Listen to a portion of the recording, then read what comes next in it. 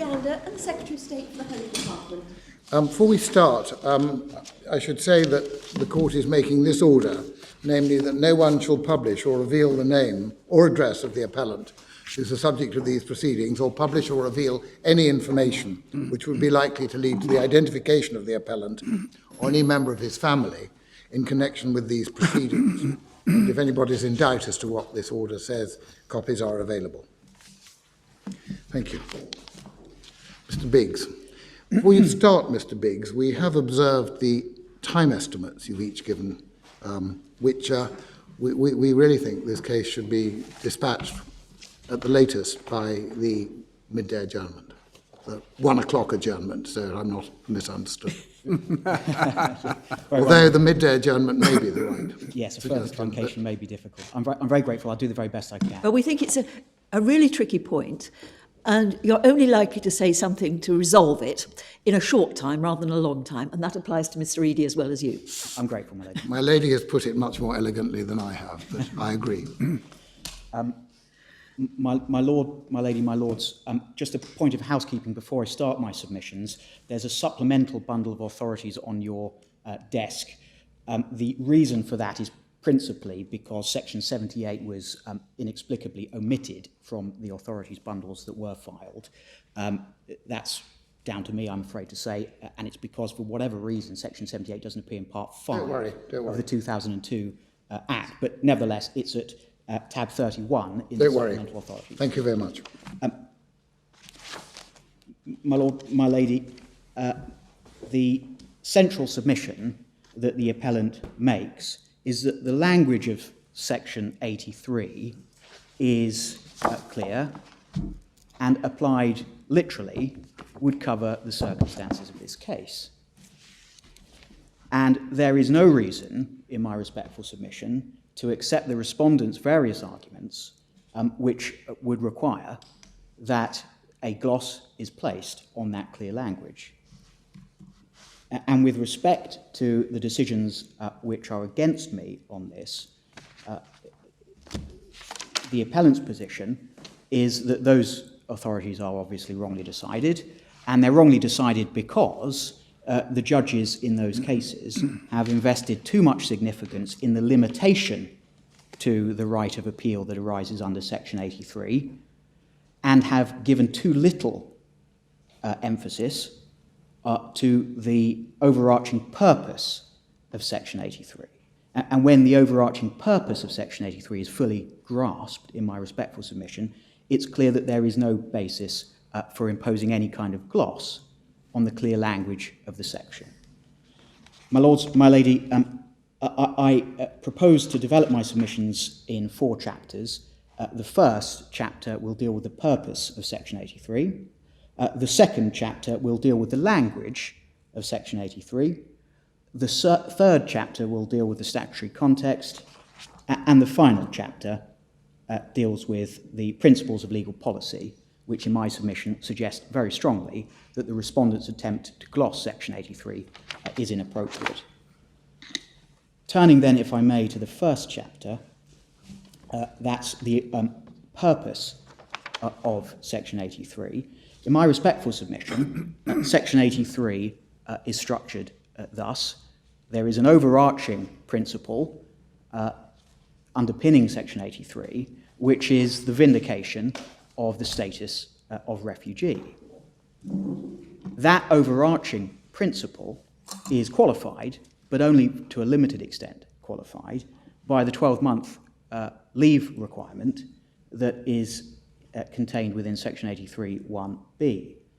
My lords, my lady, if I can ask you to turn to Section 83, this is MS 321 in the first volume of the authorities at tab 3.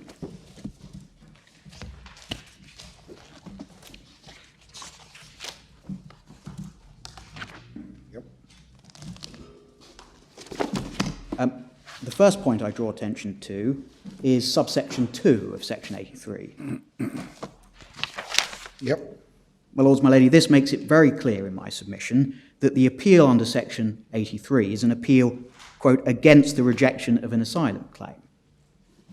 So it's not an appeal against a refusal, against a grant of leave. it's an appeal against the rejection of the asylum claim. And my lords, that point is buttressed by the fact that pursuant to section 84.3 over leaf on MS322, MS323, MS322, the point is buttressed by the fact that subsection 3 of section 84 makes it clear that an appeal under section 83 can only be brought on asylum grounds. So in my respectful submission, it's very clear from the language of the provision itself that this section deals with the status of refugee. It doesn't deal with, per se, a person's entitlement to be in the UK, and that's an important point to bear in mind in my respectful submission. My lords, my lady, that reality, that this provision deals with the status of refugee, has been recognised in a number of cases. Importantly, in the FA Iraq case in the Court of Appeal, that's behind tab 12, MS 525. I won't ask you to look at that authority. Well, actually, I think I will. Can I ask you to look at Lord Justice Peel's judgment at paragraph 29 to 30, which is MS 533. Yes.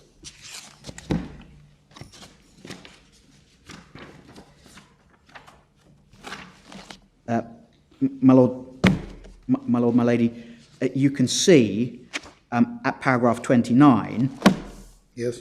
that there is an emphasis on the status of refugee, and it's acknowledged that benefits flow from the achievement of that status. And there's reference to the Saad case, which I'll come to in due course. And then at paragraph 30, my lords, my lady, there's reference to the 1-year limitation. And in my submission, that's the correct approach to take to this section. One looks at the overriding purpose, and then one looks at the specific limitation. And to similar effect is Lord Justice Longmore's judgment. Just at the end of paragraph 30, when he says the 1-year requirements to prevent case going to appeal when the Secretary of State will in any event reconsider status in the near future. Have you got any comment to make on that? Well, I think there are two comments. The first is that there's no obligation on the Secretary of State to consider status at the end of a grant of the period of grant of leave. The assumption appears to be in the cases that a removal decision will be taken at the conclusion of a period of leave, and that at that point in time the Secretary of State will be obliged to consider whether the person is entitled to refugee status. And that, of course, is right if a removal decision is taken, but there's no guarantee that a removal decision will necessarily be taken. And indeed, there's no reason to think that a period of leave that predates the refusal of a claim for asylum would be so short that the question of status would be considered within the near future. And I gave the example below of a situation where a person applies for indefinite leave to remain, is granted indefinite leave to remain, then for whatever reason claims asylum. The refusal of the asylum claim in that situation on the respondent's construction would mean that there would never be a right to appeal from the refusal of asylum. Yeah. Now, I suppose where it might arise is this: you say the Secretary of State will have to consider asylum rights in any event at the time of considering removal. Yes. I imagine what you have in mind is a case where the issue is whether somebody can be safely returned. That may depend on country conditions, which may have changed between the grant of the initial period of leave and the time when it's up for reconsideration. My lord, yes, and of course that's exactly the point that you made when giving judgment to the court in TN. Oh, did I? Right. you did, my lord, yes. Consistency, whether the idea is good or bad. But I will come on to this. That is the rationale for the 12-month limitation. It's not, in my respectful submission, right, however, to focus on that rationale. The focus should be on the overarching principle that this is a vehicle for the vindication of asylum status, and that there is a limited limitation to that vehicle by reference to the underpinning purpose to the 12-month limitation. And as I say, my lords, my lady, I'll come on to that. Yes, although it doesn't, trouble is with that, I mean, that would make sense, I quite agree, but it doesn't actually precede the section by giving a right to appeal against on the asylum status point and then limiting it, does it? Well, it's right. Well, if we go back to MS 321, Yeah. the first requirement is that there's a refusal of asylum, obviously, and the second is that there's a period of leave in aggregate that either exceeds in aggregate 1 year or is for a period of 1 year. But for present purposes, the emphasis I place is on subsection 2, which makes it clear that the appeal arises from the refusal of asylum. Yeah. And that's very clear from that provision and section 84.3, as I've indicated. But, my Lord, I accept it's a slightly strange way to articulate a vindication vehicle for asylum status, but unfortunately, for whatever reason, that is the approach that Parliament has taken. And I think it's fair to point out that it is sometimes hard to see the logic behind a number of appeal rights provisions in this context. For example, if one looks at the Section 82 right of appeal on MS 320, one can see that it's confined to various procedural decisions, and any of those procedural decisions could give rise to an appeal which would involve consideration of asylum grounds. Yeah. So it is not easy to understand the reasoning behind this statutory scheme in certain respects. But the central point is it's very clear that in my submission, that Section 83 is there to principally vindicate asylum status. Now, my lords, my lady, that... But that's somewhat circular, because it is to do that subject to paragraph B applying. So it's that then you say, well, what is the effect of paragraph B? So indeed. The reason I'm emphasising the overarching purpose is that in my submission, the correct interpretation of Section 83, or the correct way to focus on the interpretation of Section 83, is to recognise that the overarching purpose is a vindication of status, and there is a limitation to that overarching purpose. I follow that exactly, and I mean, insofar as you're saying asylum status matters, it's a question of status. It isn't just It's not about staying in the UK on its own. ILR is not the same, etc. Exactly. I absolutely agree. I understand that. Right. But at some stage, are you going to look at what Judge Lane said about the apparent purpose of Section 83? It's quoted in the Court of Appeal's judgment at there, paragraph 6. Come to it if you're coming to it anyway, by all means. Well, I'll deal with it now, my lord. Well, it's right at if you find page 302. Yes. That's in the Court of Appeal judgment. And there's a length. There are a couple of paragraphs of the upper tribunal's judgment cited, and what you need is the first paragraph on the page, which is the upper tribunal's 7, and the last 3 lines of it immediately before 8. Yes. Purpose of Section 83 is such that an applicant shouldn't be deprived of a right to challenge the refusal of his asylum claim where the refusal is not accompanied by a decision to remove him. Now, as I understand it, if you have a section, although oddly the legislation doesn't provide a general right of appeal against refusal of asylum, if you have an immigration decision of the kind in respect of which you have a Section 82 appeal, you can, in effect, tack on the question of your refugee status. Yes. Because one of the grounds is related to the Convention. Is that right? My lord, it is. Right. So what Judge Lane is saying, as I read him, but perhaps wrongly, is that the idea of 83 was to cope with the chap who'd had his asylum claim refused, but hadn't got an immigration decision or the imminent prospect of an immigration decision, which would give him a Section 82 appeal in which he could tack on the refugee status point. Now, is he right about that or not? He's not. Right. And there's 2 reasons. Dealing with the latter point first, as I indicated earlier, as I pointed out in the Court of Appeal below, on the respondent's construction, there is an entirely plausible scenario where there will never be a consideration of asylum status, because if indefinite leave to remain or a lengthy period of leave to remain is granted before the refusal of asylum, then there won't be this near future reconsideration of asylum status. Dealing with the first point, my lord, that you made, in my submission, that hinges on this concept of a nexus between the refusal of asylum and the grant of leave, and that concept was rejected by the Court of Appeal in Secretary of State for the Home Department and AS Somalia, which is at tab 23, Yes, MS 695. Sorry, MS? MS 695, my lord. Tab 23 in the second volume of the authorities.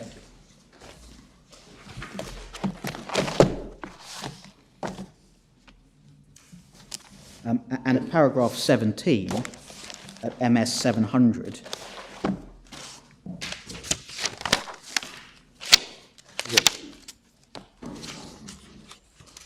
Lord Justice Sullivan, with whom the other members of the court agreed, endorsed Mr. Justice Beatson, as he then was, his analysis that there did not need to be a nexus between the grant of leave and the refusal of asylum. And the Secretary of State conceded it. And the Secretary of State conceded that.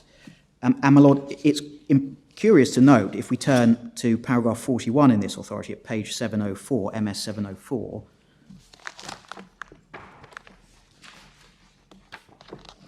Yeah. that in this case, the Secretary of State appeared to accept that if one of the appellants had made a further fresh claim, then that would generate a right of appeal under Section 83, irrespective of a preceding grant of indefinite leave to remain. Now, I don't place a substantial amount of reliance on that, but what I do say is that that indicates that this concept of a nexus is very important, because if there is no need for a nexus between the refusal of asylum and the grant of leave, then it's very hard to see why it would matter in which order of events those two things occur.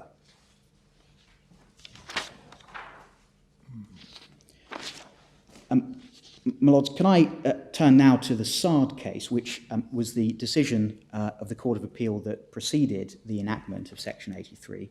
That's at MS 613, tab 19 in Volume 2 of the Authorities. Which page? MS 613. Thank you.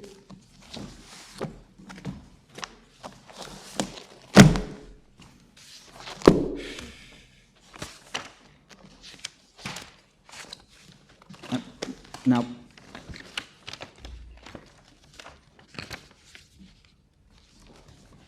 my lords, my lady, it's probably necessary just to quickly grapple with the facts in order to fully understand this authority.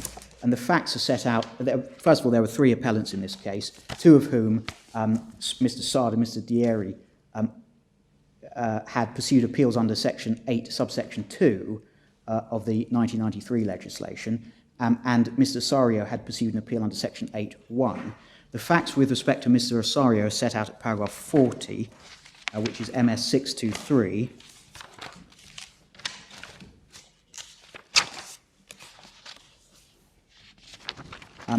And in terms of that, his appeal, the court was able to rely on previous decisions to interpret the right of appeal under Section 8.1 as involving a hypothetical consideration of asylum status, irrespective of the fact that there may have been leave to remain in the UK. Is 8.1 at the bottom of 621? Is that what that is? Yes, my lord, I'm very sorry. Yeah, no, it's all right, but that is it. Yeah. For your note, Section 8 is tab 1 in Volume 1 of the Authorities. Very much. Yes. MS 312. So in relation to Mr. Osario's appeal, the court was able to conclude that on existing authority there was little difficulty. The Section 8.1 appeal involved a hypothetical consideration of refouler. And that's clear in my submission from paragraph 52 on page 625, running down to paragraph 58. The more difficult question, as the court identified, it concerned the correct approach to Section 8.2, And to understand that, I think the court will need to bear in mind the facts in relation to Mr. Sard and Mr. Dieri's appeal. And those facts are set out in respect of Mr. Sard's appeal at paragraph 60, MS 626. 626, right? Yep. And in relation to Mr. Dierio at paragraph 61. The essential point is that there was a grant of leave to remain, which covered the period, including at the date of the appeal hearing. And so there was no immediate or imminent prospect of removal. And the issue, therefore, was whether the language of section 8.2, which appeared to provide that an appeal could only be allowed if the person was going to be removed, and that would amount to unlawful refouler, the section, whether the section could still be interpreted so as to allow these appellants to vindicate their asylum status.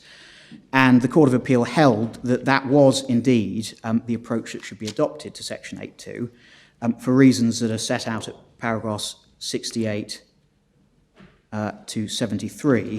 Where do we find section 8.2? Section 8.2, my This lady. is back at 621, is it? It is. Yep. And as I say, it's at 312, MS 312, tab 1. Yes, but MS 314 is section 8. Yeah.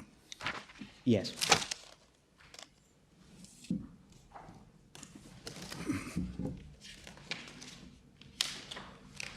Yes, I'm grateful, my Lord. So the point was that 8.2 seemed to be limited to variation or refusal of leave, but is given a wider reading.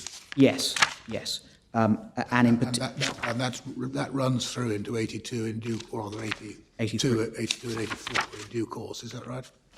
yes, in my submission, the interpretation of the Court of Appeal of that provision must have informed Parliament's understanding of the position when it came to enact Section 83. And the important point that I emphasise is paragraph 70, it is set out at paragraph 74, MS 629. Yep. Where the court concluded that it was Parliament's intention that Section 8 would allow appeals in order to vindicate asylum status. Yeah. And because of that underpinning purpose, the court was prepared, in essence, to read in words to Section 8.2. Now, when one looks at this case, December 2001, one says initially, now why weren't they looking at Section 69 of the 1999 Act? But the explanation is to be found in paragraph 73, namely, correct me if I'm wrong, the 1999 Act, Section 69, only came into force on 2 October 2000, which was after the relevant dates for the Sard case. Yes, my Lord Wilson has it. And indeed, there's an affinity with that situation and the facts of the instant case, because, my Lords, as the written cases make clear, there is now a new regime in effect, which would undoubtedly have covered my client's refusal of asylum had that appeal regime been in effect at the material time.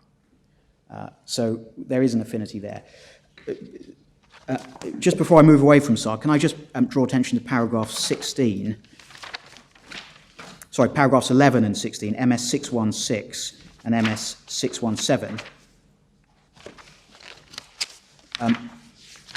Yep. On MS 616 at paragraph 11, the court concludes that there, and it's the last sentence, that there is no doubt an obligation as a matter of international law on a party to the Geneva Convention for refugee status to ensure that there is some form of consideration of asylum status. And at paragraph 16 on MS 617, importantly in my submission, the Court of Appeal acknowledges that although there doesn't, as a matter of international law, at that point in time, need to be any particular mechanism for vindicating asylum status, nevertheless, it has been the policy of the UK to employ a particular mechanism for the vindication of asylum status via an appeal structure, and in that context, the appeal structure should be construed consistently with the need to effectively vindicate asylum status. Basically, if you had a single word you wanted to emphasise in 16, it would be clear. Yes, I think that's right. Point taken. Yep, thank you. And before I move off from this,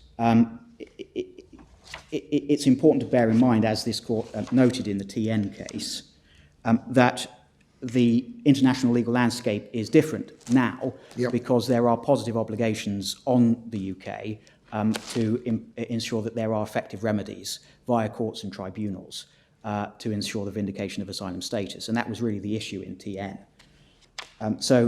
This is a fortiori in my submission, this case. But you're coming on to this, obviously, but if in fact in this particular case, come the expiry of your leave, there would have been a removal decision or something else, which would have been an immigration decision that you could have appealed and brought in the asylum point under Section 84.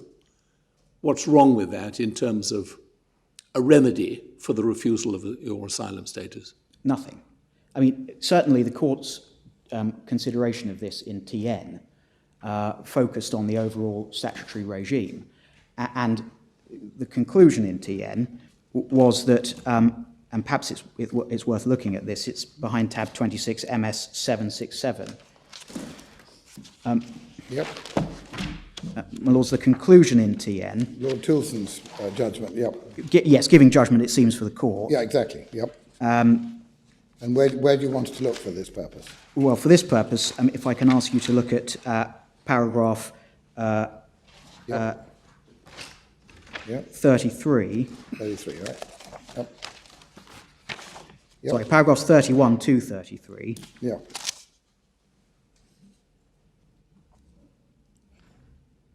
And it's the last sentence of paragraph 31. The question is put, does the scheme satisfy the requirements of providing an effective remedy? And the conclusion was that the scheme does, because there was a justification for the limited limitation, the 12-month limitation under Section 83(1)(b), and essentially it meant, on the facts of TN at least, that there could be a consideration of asylum status at some point in the future when a removal decision was taken. But in my respectful submission, that's not the end of the story for our purposes, because there is simply no reason to read down Section 83 so as to exclude an appeal arising in the circumstances of this appellant's case.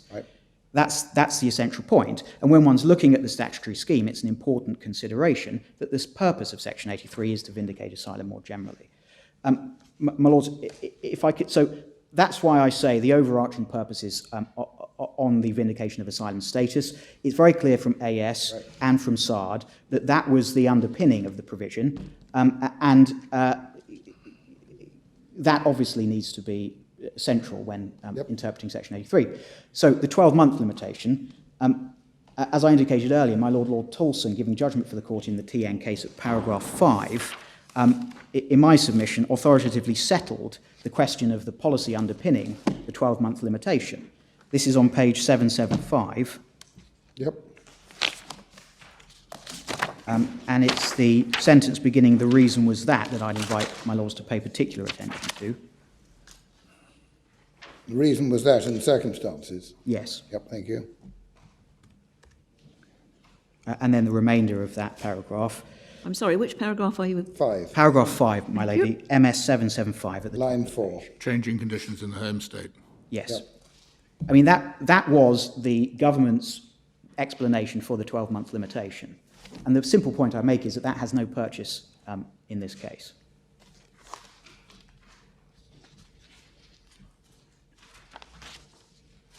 Now, does your construction fit with that? Yes. So you accept that if the 12 months has expired completely, they would 83(1)(b) would still apply. 83. Yes. I mean, I think the logic of the argument means that Amundi has to be wrongly decided, if I can put it like that.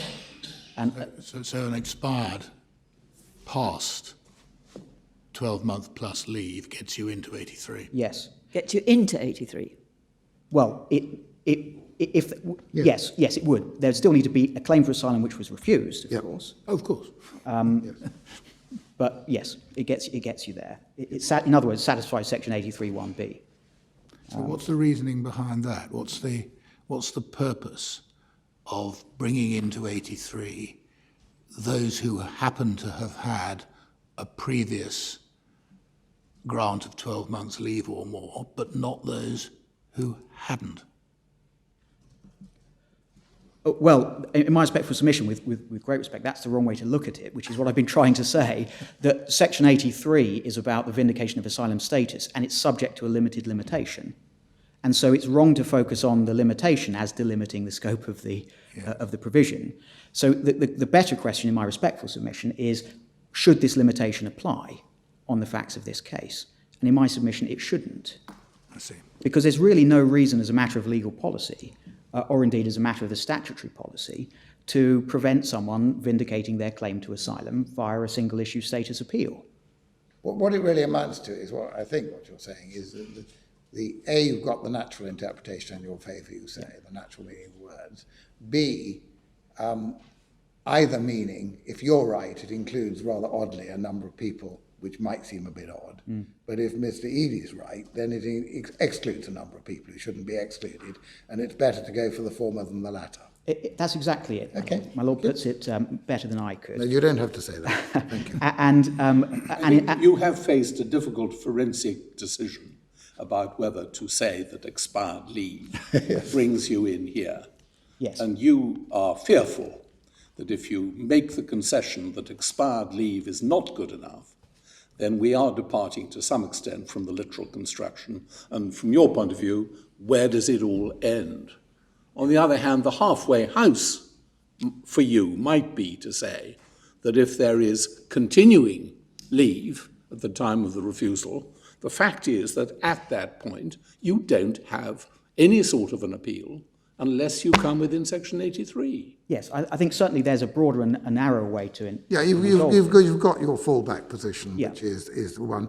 But then it's a bit odd that if you've got 2 days to go, you're in. And if you're 2 days short, you're out. But that's the nature of time limits, it may be said. Indeed. I mean, my Lords, my Lady, I'm conscious where the logic of the argument Yeah, goes. no, fair enough. And I may have misunderstood my Lord Wilson's observations, but I don't accept that on the full-blown argument that I make, based on the logic of the provision, that there's anything inconsistent at all with the language of the provision. The point is that when one looks at Section 83(1)(b), it simply refers to a grant of leave for 12 months or for a period I wasn't exceeding 12 months. disputing that. I was accepting that. I'm grateful. As I say, I may have misunderstood. Okay, now, Sorry, Rob. where else do we go then on this? Let me just ask an idiot question. How long after the rejection of an asylum claim does a claimant have to make an appeal? That depends on the first-tier tribunal procedure rules, and those are in the supplemental authorities, I think, tab 32. Assuming you're within 83. 32 or 33. I think it's something like, it's changed over time. I think it's something like 10 days. It's 33, page 836. I'm of the grateful bundle. to my Thank Lord. you. Time limit for appeal. Yes. Those are the rules that were in effect at the material time. But the important point, just before I move away from this policy argument, 28. the central point I want to emphasise is that for the purposes of Section 83, the right of appeal crystallises whenever the later of the two limbs of Section 83(1) are satisfied. So if the latter of those two requirements is the grant of leave, then the right of appeal crystallises at that stage. If the latter is the refusal of asylum, then the right of appeal crystallises, and time starts to run in accordance with the subordinate legislation that sets out the procedure rules for the first-tier tribunal. The reason I asked was that I think the use of the words has been in both A and B of Section 83 is curious. I mean, is would do just as well, wouldn't it? Indeed, but I think that yes, my Lord, my Lady, in my submission, that supports my interpretation, because of course, if in any case you're looking at a historic event, the question is in this case whether the last historic event can be the refusal of leave rather than the refusal of asylum rather than the grant of leave. So, in my respectful submission, that point of interpretation supports our case. On that note, can I turn to the language of Section 83? Yes. The first point I make is that the word but at the end of section 83(1)(a) is not of assistance to the interpretation of the provision, and there are two reasons for that. The first is, as Mr. Ockleton in the Amundi case pointed out at paragraph 11, this is MS 595, tab 17. Paragraph. Paragraph 18. Thank you. So sorry, I wasn't listening. 595, MS 595, where, and this is unusual in the context of this case, Mr. Ockleton is with me. He acknowledges that that very little assistance can be derived from the use of the word but at the end of section 83(1)(a), and in my submission that must be right as a matter of language and logic. The but is simply conjunctive. It serves only to make clear that the two requirements under subsection 1 are necessary requirements for the right of appeal to arise. That just does not resolve the issue in this case. The second point in support of this argument is that section 96 subsection 3 of the Immigration and Asylum Act 1999, that's the predecessor provision, is framed in exactly the same way. This is at MS 315, tab 2 of volume 1 of the authorities.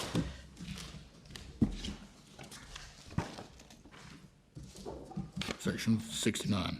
Section 69 of the Immigration and Asylum Act 1999. Yep. My lords, my lady will recall that it was mentioned in Sard, although it didn't apply for the reasons given by my Lord Wilson. So this is MS 315, subsection 3 of section 69, and my lords, my lady will see that the structure is very similar to section 83. Yeah. So after subsection 3A, at the end of that paragraph, the word but is used in order to conjoin with the next part of the sentence. But importantly, the text in the parentheses makes it clear that the leave can be granted before or after the refusal of asylum. So there really can't be any significance invested in the word but. And the Court of Appeal, in my respectful submission in this case, and the first instance decisions which suggest otherwise are there. Well, I think we have to take section 83 on its face rather than indulge in archaeology. It doesn't really help. It's difficult enough to do without looking back to work out what might have been in Parliament's mind. The thought that MPs or peers voting on this would have thought, but they had those words in the previous section in 10 years ago. Your submission is that whether those words in parentheses are there or not, they can't impact on the Yes. meaning of the word but. Exactly. Yes. Because otherwise section 69 would not work. Well, Or section I 69 see that. subsection 3. But, yeah. I mean, You might say, Mr. Biggs, that, I mean, if Parliament is repealing section 69 and replacing it, and noticing that there are these words in parentheses, if Parliament intends it to be simply after, it should jolly well say so. yes, of course, the contrary point might be, well, they could have included the text Exactly. as well. I just think this is not helpful. But I think, just to be very clear, to answer the Lord President's observations, I say this is relevant in two respects, principally because it shows as a matter of statutory drafting, the word but just doesn't help. And it might be relevant, I don't place very much emphasis on this, it might be relevant in showing the statutory history, and that might have informed the drafting of section 83. I accept that it involves a degree of speculation. But I see that you can say that it's putting an awful lot, on one view, an awful lot of weight on the word but. Indeed. Weight which it can't logically bear, and in circumstances where we're dealing with the overarching purpose of vindicating status, that's a very flimsy foundation. It is fair to say that your, on one view, it could be said your wording would perfectly satisfactorily, indeed more naturally, have the word and there. Yeah. It would, but I have section 69(3) to rely on, and that's why I brought it to your attention. Okay, And I've got logic and language as well, because, of course, but can operate conjunctively in this way. Yes. And so, well, the second point is that section 83(2), as I've indicated already in my submissions, makes it very clear that the right of appeal arises not from the grant of leave, but from the refusal of asylum. Now, what's very striking about the respondent submissions is that on their analysis of section 83, actually the right of appeal would only ever arise on a grant of leave. And that's very hard to square with the recognition in Section 83.2 that the right of appeal is from a refusal of asylum. Sorry, say that again. So, It would only arise on the grant of leave. No, it wouldn't arise on the grant of leave for 12 months or more on their approach, would it? well, my lord, the respondent's position is that the right of appeal only ever arises if the refusal of asylum predates the grant of leave. Certainly. So the point I'm making is that if the respondent is correct, actually, it's very hard to see why this is truly understood a right of appeal from the refusal of asylum, because the refusal of asylum is never the end point in the chain which gives rise to the right of appeal. It's the grant of leave that triggers Exactly.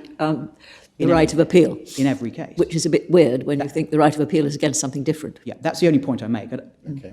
That's the point I make. I don't. It's not dispositive, but it is weird to use my lady's. I suppose you can say, just on the but point, that stylistically, given that the first line of the subsection ends with the word and, may have been thought more elegant to put but in there, but one can Yes. play these games till the cows come home.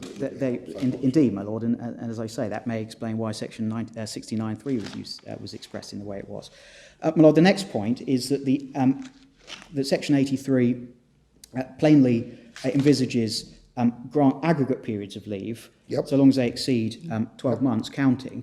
And in my submission, that indicates that actually there only needs to be potentially a very short period of additional leave granted at the end of perhaps, let's say, 10, 11 months leave to remain, in order to trigger Section 83(1)(b) on the respondent's interpretation of the provision. And that would seriously undermine the near future consideration rationale. I understand that, but can you get an extension before your previous time runs out? An extension You've got 6 months. Yes. Can you get an extension which, as it were, is granted before the 6 months runs out? Yes, my lord. You can apply to it. It would be an Right, application to that's what I would vary leave expect. to remain. You for you further- should, really. You should, indeed. That's what I would have anticipated. No, that's with respect, my lord. That's how it works. Well, that's what I would have in thought. cases where the applicant is not an overstayer. But and you could be seeking leave on an entirely different basis. You could have come in on a visitor visa and be seeking to remain on a work basis. Exactly, and the facts of this case in my submission right. indicate that, because my client came in to the UK as a student. It was only while he was in the UK that the facts that gave rise to the asylum claim arose, he says, and so at that point he was required to make the asylum claim. The reason I ask that is I'm not sure that, therefore, that those words in brackets help you. That's what I'm getting at. Why aren't they perfectly consistent with the case against you? Well, they might be, except that, well, there's two reasons why not. Firstly, because it would seriously undercut the policy justification that was relied upon in the Court of Appeal, that there's this near future reconsideration. In any event, and that might be wrong actually, but even if that, I think it is wrong. I think it probably is wrong actually. That's why I asked the question. Yeah. All right. The second reason. Perhaps the better point is that the Secretary of State's response is actually that there has to be a grant of a further period of 12 months leave to remain. I see. Well, if that's wrong, And that just doesn't make any sense. I see that. But if there is a combination of 12 months and the Secretary of State's bolder point isn't right, Yes. then your argument doesn't get much assistance. Yes, I suppose it doesn't get very much assistance. I suppose the only point I can make is that it doesn't make a great deal of sense from the purpose of vindicating asylum status that a very short period of additional leave would still trigger the right. Yeah. Just going back to your question you asked about expired leave, you say that these words are to be taken quite literally, the primary object being to vindicate refugee status.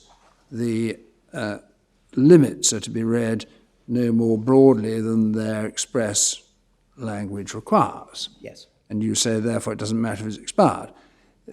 Following the logic of that through, it would mean that if, for example, somebody had come with a student's visa for a year and then returned home 20 years later to come over, claimed asylum, got a limited period, entirely different kind then, but claimed asylum, the fact that 20 years earlier he had got leave on an entirely different basis wouldn't matter, because Parliament's failed to cut him out of his right of appeal. My Lord Torson has my point exactly. Yeah. Now, if that weren't right, and if there has to be some words of limitation read into it, your fallback position is, well, it should be read as leave which is still extant up to a point at the date of refusal. Yes. Why should it be extant up to a point? Why should it not be leave for a period of 12 months or aggregate of 12 months from the date of refusal or subsequent grant, which would seem to fit with the overall purpose you've previously identified?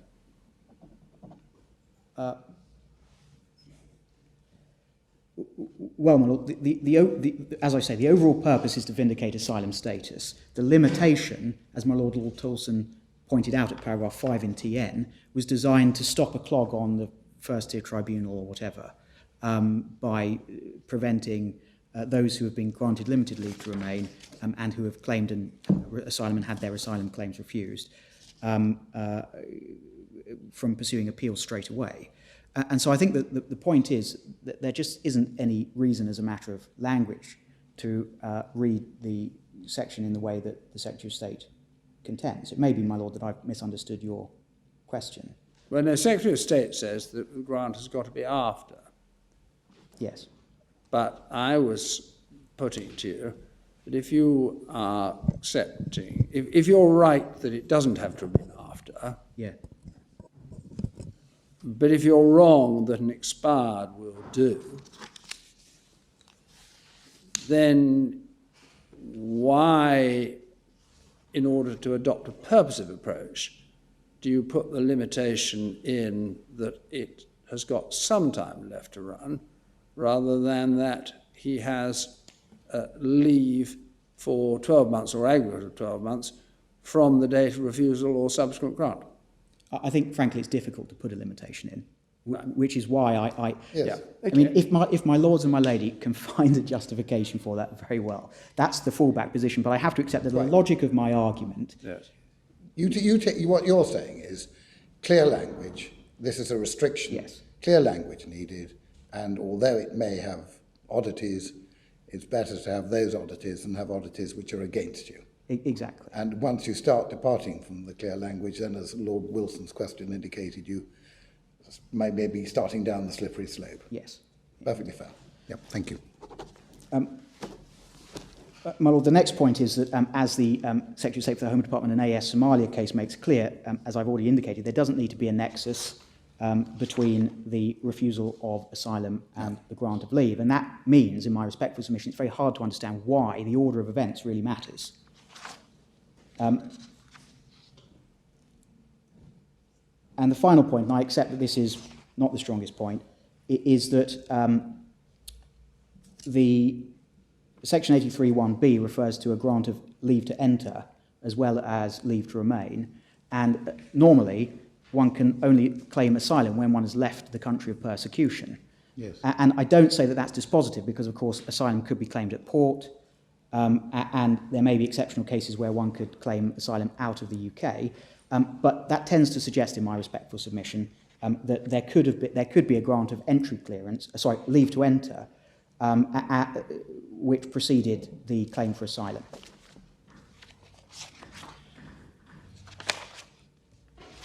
The next chapter is the structure of the 2002 Act, and I'll move through this very quickly. What's your essential point? The essential point is there's absolutely nothing wrong with the appellant's construction of Section 83 when one considers the structure of Part 5 of the 2002 Act overall, and in particular the reference to the absence of certification power under Section 94 is perfectly explicable by the absence of suspensive effect pursuant to Section 78. In other words, Section 83 is not suspensive. Now, normally it would operate suspensively because the Secretary of State would be in breach of her international law obligations to remove someone entitled to asylum. But there's nothing stopping her from doing that under these provisions. And so in my submission, what the Secretary of State should do is essentially adopt the same approach to Section 94 certifications, in looking at whether an appellant under Section 83 should be removed before their appeal is heard in country.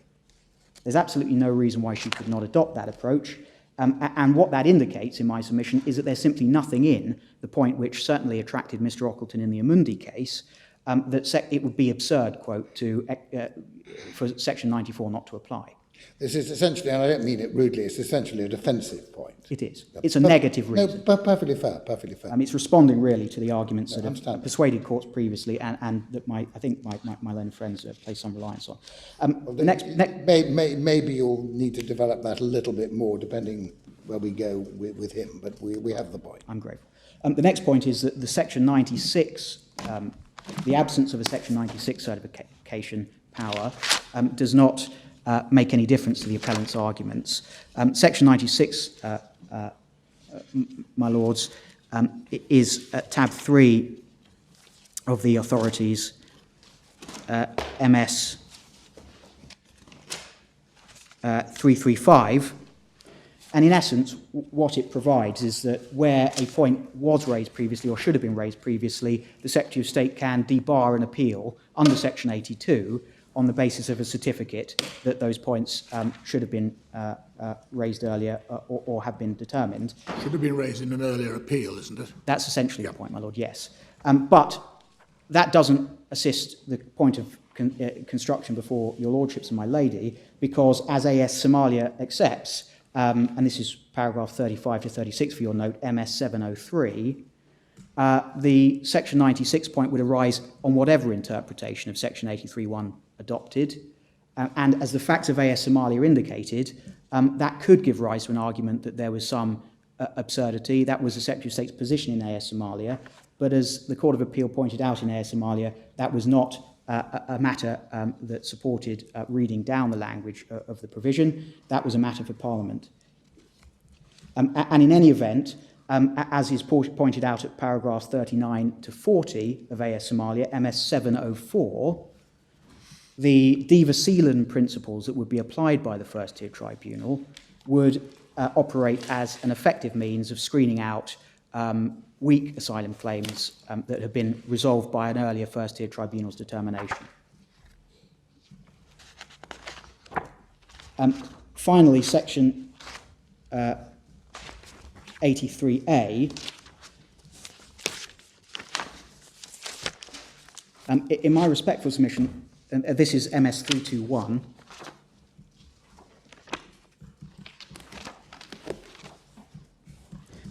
in my respectful submission, the language of Section 83A does not necessarily require that the leave mentioned at Section 83A(1)(d) has been given after the refusal of asylum. I think I'm on weaker territory with that argument because there is force in the points made against me on it, but one can envisage a situation where leave to remain was granted for non-asylum reasons, and then the Secretary of State decides to revoke asylum status with the consequence that the benefits that flow from asylum status are no longer available. When was Section 83A introduced? 2006, my lord.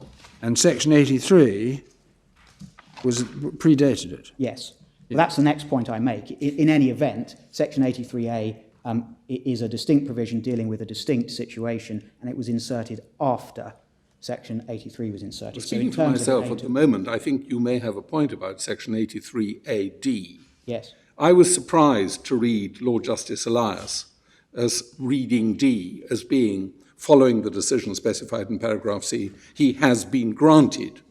I was surprised to read Lord Phillips looking over his shoulder and making the same conclusion that the grant has to be following the decision. And subject to what Mr. Eady is about to say, I was surprised to read in his case that the grant has to be following the decision, because the word is have. You've got to have it after the decision. Yeah, that's the point I make in the case. It's the point I make now. And I say even if that's wrong, this is a different provision that was introduced after Section 83, which was part of the original enactment. My lords, finally, just a note on explanatory notes. I'm not sure whether my learned friends place reliance on the explanatory notes, My learned friend Mr. Gullick did place some reliance on the explanatory note to section 83 below. I simply draw attention to the guidance in the Westminster Council case, which is at tab 28 in the authorities, paragraph 5, MS 807. Thank you.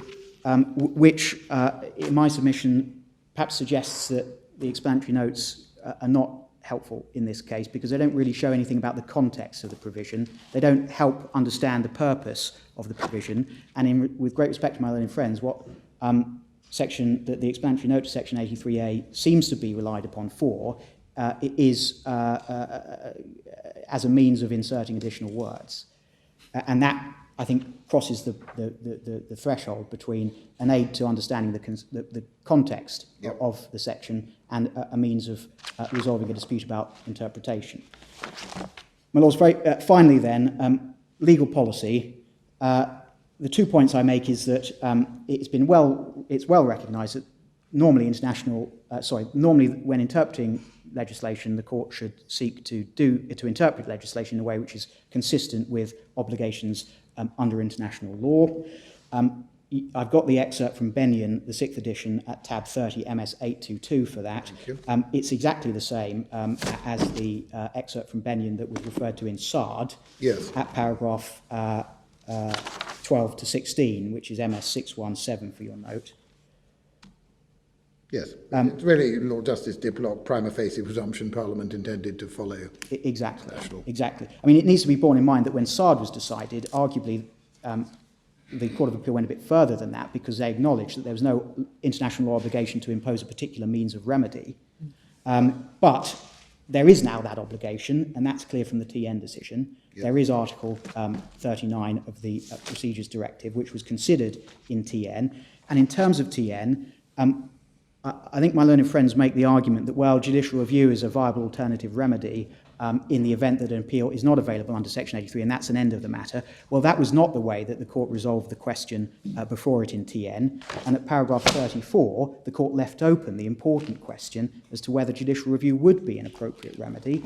And I simply emphasise in that respect paragraph 33 in Sard, this is MS 621. Thank you.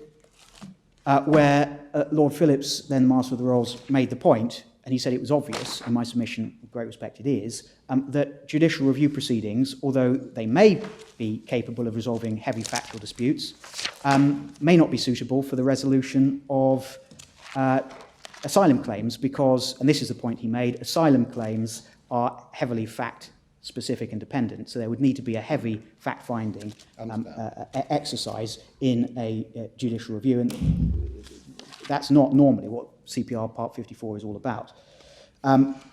The second point, in terms of legal policy, which points against the respondent's attempt to gloss Section 83, is that Section 83 confers a right to access to the tribunal, and that, as was confirmed by the Court of Appeal in Salim, is protected by the common law interpretative principle that the right of access to courts should not be limited except by express language. Now, Salim obviously dealt with a different issue. It dealt with a Vyries argument about procedural rules. The same principle applies to interpretation. Absolutely, because of course in a Vyries challenge one is looking at interpreting the enabling provision and looking at whether it should be, general words within it should be interpreted to allow for the reduction of a right of access to the tribunal or courts. So just for your note, my lords, my lady, the references to Salim are page 458 internal to the report at A to B, MS 645 per my lady, Lady Hell, and per internal 449E to 150D per Lord Justice Roach, MS 636 to 637, and those judgments were both agreed to by Lord Justice Mummery at internal 452B, MS 639. Mind you, that was concerned with common law rights, whereas here the whole thing is statutory. We're simply, Section 83 gives a right. Yes. The reason I've cited Salim is because Salim dealt with access to the tribunal in the context of asylum decision-making. That's perfectly. So in my respectful submission, it's a good indicator that these principles are apposite. And just to, finally, Raymond and Honey was relied upon by Lord Justice Roach, Yes. That's at tab 18. And I think Lord Bridges' dictum, which is referred to by Lord Justice Roach amongst others, is at MS 610, internal page 14G. Thank you. So, my lords, my lady, that concludes my submissions. And just to summarise them, in my respectful submission, there's absolutely no reason to depart from the clear language of Section 83. When Section 83 is properly understood, its overarching purpose is to vindicate the status of asylum. There is a very limited inroad into that overarching purpose for the reasons that were identified by this court in TN at paragraph 5. That justification for the inroad does not have any purchase in this case, would not be undermined by the appellant's interpretation, and therefore there is, and looking at all the other points I've made, there is simply no reason to allow the Secretary of State to gloss the clear language of the provision. My lords, my lady, unless you have any questions, I propose to end there. That was very concise and clear. Thank you very much indeed. Thank you. Mr. Eady. My lords, my lady, I'm going to start with the specific purpose of the relevant part of Section 83. And just to show you the structure of the submissions, I'm then going to make, that's the first topic. The second topic is going to be a general point which flows from that about the nature and structure of Section 83 itself. In other words, not looking outside it to see what specific purpose it might have more generally, but looking simply at Section 83 as a beast in its own right. Then a couple of short points on legislative context and the significance of Section 94 and of Section 78. Minimal points on language, but a point about but, you won't be surprised to hear, and a short point about 83A. 83A we're not going to be very impressed with. No, well, it's going to be a very, very short point, so Lord Justice... It's doing it retrospectively is a bit unsatisfactory. Well, my Lord, yes, Anyway, but if... Just warning, but... Yep. If you recall, when it worked the other way, in the context of JB Jamaica, this court addressed the issue of I don't wish to hurl your own case law back at you, but Why not? That's your job. I think the solution in that case, if I may say so, was to adopt a middle ground that said we don't actually have to decide that, but there isn't any inconsistency between the line of authority that says it's afterwards, so how can it help on the interpretation of the earlier provision? And the line of case law that said, I think Lord Kerr driving that line, that said, look at the legislation as a whole and as it is now. But the court resolved that in paragraph, I think it was 28 of JB Jamaica, if you wanted that compromise. No, 24 of JB Jamaica. But I'm not going to make great play of that. And then the final submission is going to be that there isn't any legal policy force or driver based on Salim or anything else. Right. To say that you shouldn't adopt the ordinary principles and rules of interpretation to this provision. Right. So turning to the specific purpose, I respectfully submit that the focus of that is, and the purpose that is relevant for this purpose, is what is the purpose of introducing the plus 1 year requirement in Section 83. Yep. That is one of the preconditions to the triggering of the right to appeal. As my Lord Hughes correctly pointed out, we respectfully submit, the structure of the section is not to confer the right and then limit it. It's to set the two preconditions. And so it doesn't avail my learned friend to seek to distract attention from the purpose of the bit we're arguing about, namely what does that 1 year plus period mean and what does it bring, to simply say, well, the overall purpose of the thing as a whole is to determine refugee status and to allow for appeals in relation to refugee status. So it is. You will have noticed from the structure of the legislation that it's a limited, single, or now following FA Iraq dual purpose appeal. It isn't everything that might affect the status of the individual in that respect, but it is there and it does have that overall purpose. But my respectful first submission is that that isn't the relevant one. What we're looking at here is what's the point of having the 1+ year in there, and that's what I'm going to focus on. We respectfully agree with the upper tribunal summarised in the Court of Appeal, paragraph 6, to which I think Lord Hughes drew attention, Yes. that Section 83 and this provision, the 1 year plus, is designed to deal with a situation that, or a set of situations that occur tolerably frequently in the immigration sphere. And that situation in particular is where the Secretary of State rejects an asylum claim, but despite that, does not decide at the same time to remove the individual, but instead grants a limited period or periods, because circumstances may change, of leave to remain either at the same time or subsequently. So aggregation, which is referred to in Section 83(1)(b), might arise, for example, when it was envisaged that the factors which led to the grant of discretionary leave to remain, despite the asylum claim being rejected, would be short-lived. So typical circumstances are either connected with the applicant, e.g. under 18, or connected with the country to which they've been returned. Exactly. No practical way of returning at the moment while they're in the state they're in. Exactly, but you envisage at the time you reject the asylum claim that it might get better in 6 months, it might get better in 9 months. You give it then and come back and review. But that's the aggregation point. But as the upper tribunal pointed out, the situation can occur in a number of different situations, specific situations, the most common of which, and the one that was specifically identified, I think, by the upper tribunal in that quote in the Court of Appeal judgment at paragraph 6, being the one that Lord Toulson has just mentioned, namely where the applicant is, who's under 18, has the refugee claim rejected on the merits, but granted leave to remain until 18, effectively.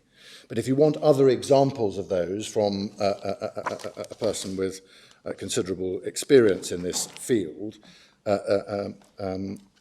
Ockleton in Amondi, don't invite you to turn it up now, but Amondi, tab 17, starting at MS 589, he gives at paragraph 7 a series of other examples of situations in which that might arise. See page 591 behind tab 17 for a number of examples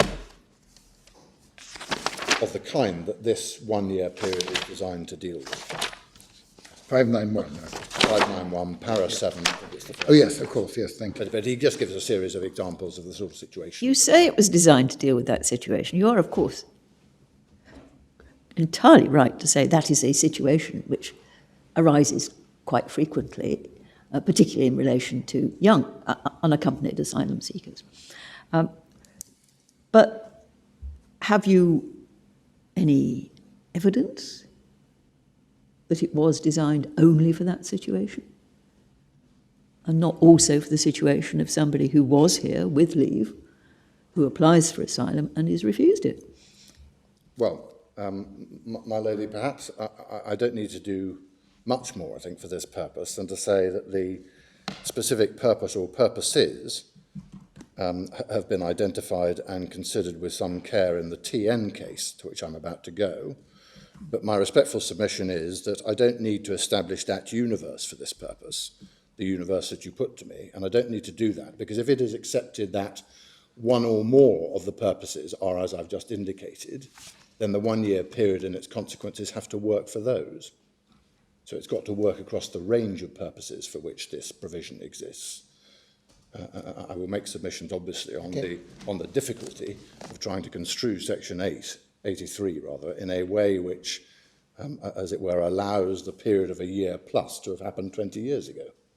But just for the purpose of the specific purpose of this provision, you considered that with some care in the TN case, which is behind tab 26. Can I invite you just to take that up?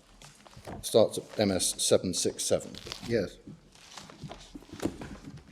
Where would you like us to look? Well, I want first to go to the paragraph that you were taken to, which is paragraph 5. Yes, on page 775, yeah. Yeah. So that's Mr. Justice Lindblom giving the explanation. Yes. And the reason given advanced by the government. Yeah. And he quotes Mr. Justice Lindblom, Lord Toulson in the judgment quotes Mr. Justice Lindblom at paragraph 22, in my learned friend's additional bundle of authorities, the little black bundle of authorities you were handed this morning, Yeah. his judgment, that's Mr. Justice Lindblom's judgment, is at tab 35 within that.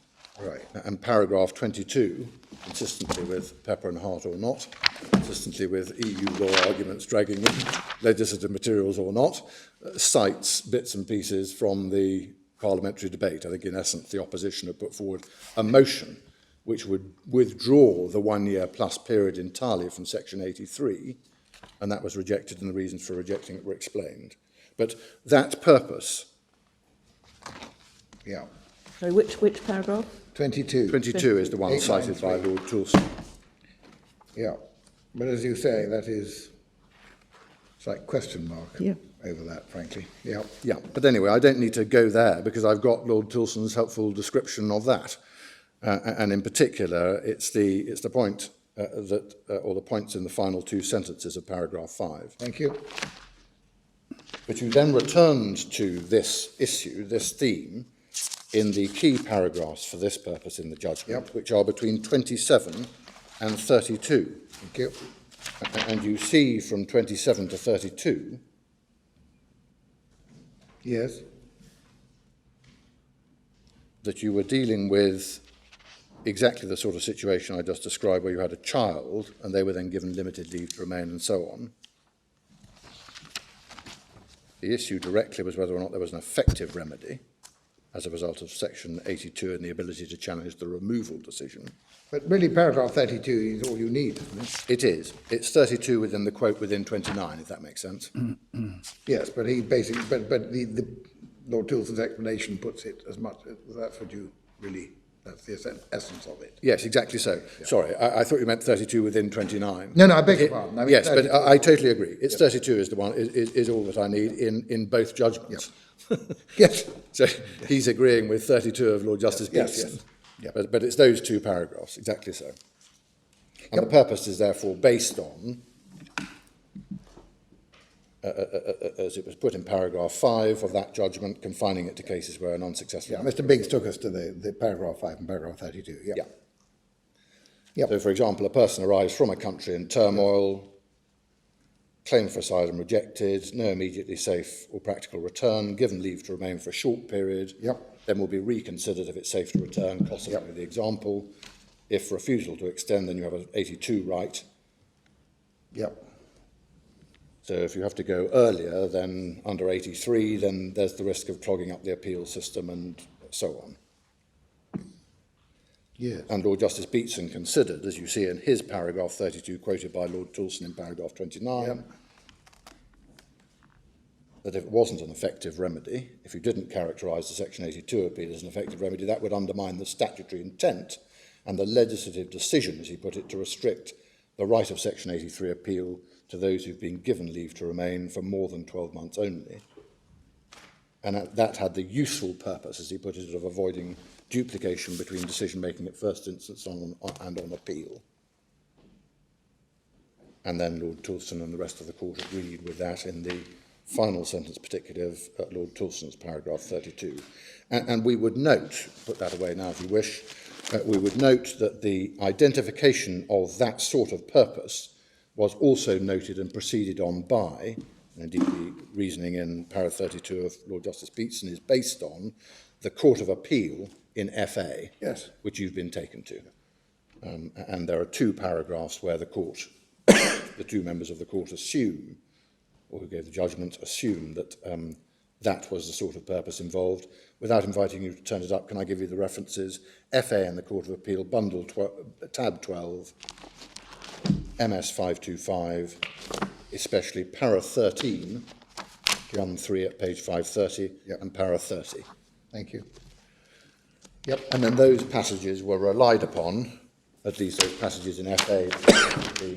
I don't think the TN Supreme Court judgment had come out at that point, but they were relied upon by Lord Justice Elias in our case. Yep. Thank you. And the short point that we therefore make is that has identified correctly the or at least a core purpose, specific purpose of Section 83, In other words, it's confined to 1 year plus to avoid duplication of appeal procedures, clogging up, and not covering those cases where the Secretary of State is going to reconsider in the near future. And if that is the conceived purpose, as has now been authoritatively established in TN, agreeing with earlier Court of Appeal analysis in FA, then that creates an enormous problem for my learned friend, because on his conception of 83, the period of over a year can be exhausted and done by the time you even reach the decision to reject the asylum claim. Unless there's a fallback position Unless there's a fallback position, which identified by Lord Tilson, and I agree, which I've effectively is an alternative, is Mr. Biggs's alternative. But the fallback position, if I've understood it correctly, is where it spans the rejection. That's right. And the difficulty, of course, with that is that if you take the TN purpose, it's got to span it and take it out to a sufficient point in the future, even if it spans it, in order for the purpose to be achieved. The difficulty my learned friend has is that at the heart of his case, he has to justify the 1 year plus period happening and expiring and done and dusted before the rejection of the asylum claim. Understand. And of course, if that's the position, you've got no operative restraint created by this integral part of Section 83. Understand. And the fallback position suffers from the vice, it might be thought, that unless the future point after you've spanned the rejection date, unless that date is far enough out, you risk not creating a sufficient fire break to serve the purpose. I mean, what would if it was 24 hours? No, we've got the point. 28 days and so on. So, and the natural place, therefore, is to say a year. Understand. That gives you the period, and that's exactly what our primary... Well, if we were sitting the other side of Parliament Square, devising the optimum provision, we might be concentrating a lot on these points. But we're not. We're looking at language primarily, aren't we?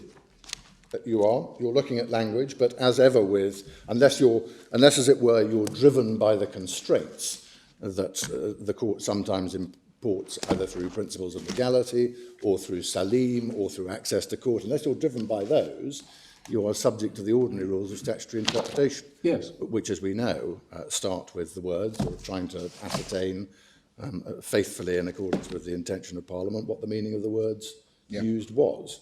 But my respectful submission is that in this case, you do have a situation where, and that's why both parties have relegated the language argument some way down the bill of fare, you do have a situation in which you can argue the language either way, and that is... Well, I think Mr. Biggs would say that he is focusing on the language and says that the natural meaning is what he said, and in a sense he starts with the language.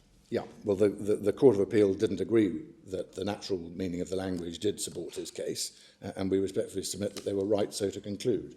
But if you're in territory where you can have an argument either way, to focus directly on Lord Wilson's question, then as a matter of ordinary interpretive analysis, you do look to see what the consequences of the rival interpretations would be. Always in territory of that sort in court, because each side is arguing their case. Yes, but then the court has to make a decision on the basis of the consequences. Yeah. But the consequences of the rival interpretations are of thoroughgoing importance. Certainly you for look obvious at the reasons. consequences, but in the end, one has the language that Parliament's chosen to use. Yeah. One does, and I'm not seeking to reopen that principle. No, but it's But my lord, so that's the point. That's the short point we make about the specific Understand. purpose decided on by TN. Okay. If that's the purpose, it isn't Okay. served if the 1 year plus period Understand that. has finished. understand that. There is a similar point that can be made in relation to the structure of 83 itself. Just focusing on 83, because for that purpose, you've almost looked, as it were, extraneous from Section 83, which I suspect may have prompted Lady Hale's question. You know, what has been said to be the reason for this. But you can look at Section 83 on its own. This is the second submission we make. It's a general point about structure.